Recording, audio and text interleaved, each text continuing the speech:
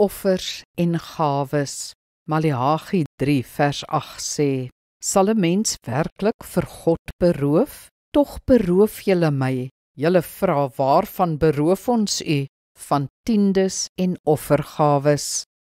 Boonbehalwe hulle tiendes, het God ook van die volk offergawes gevra.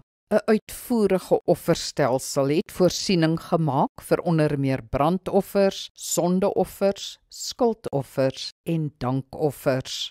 Enige persoon kon ook vrywillige wydingsgeskenke aan die Here gee vir die tempel se gebruik. Goud of ander waardevolle items, gebruiksgoedere, voedsel of selfs grond.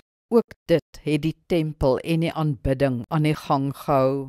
Om offers te bring was 'n besondere geloofsdaad, want dit het die volk se beste bulle, ramme of lammers geëis. Om minderwaardige dinge aan God te laat toekom, was 'n sonde en 'n skande. Offers het mense egter in die regte verhouding met God gebring, dat God God is en 'n mens 'n mens. Dit het hulle geleer om God werklik bo geld en goed te stel, 'n waardevolle les vir elke aanbidder.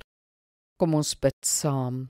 Hemelse Vader, help my om nie in goud en goed vas te kyk nie. As dit my behoud was, sou ek my lewe in angs deurgebring het. Uiteindelik is U my behoud, Here, my bron en verlossing. Daarom kan ek vry leef en vrygewig wees met 'n oop hart en oop hande.